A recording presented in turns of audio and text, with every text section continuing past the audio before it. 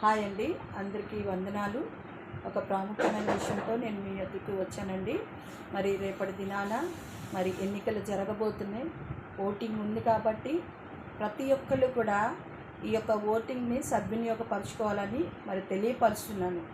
మరి ఎవరైతే మంచి నాయకుడో, ఎవరి ద్వారా అయితే మనం లబ్ధి పొందుతున్నామో, అలాగే మనకి ఎవరైతే మేలు చేస్తారో అటువంటి వారిని మనం దృష్టిలో ఉంచుకొని, అలాగే కరోనా సమయంలో మనకి ఎవరైతే హెల్ప్ చేశారో, అలాగే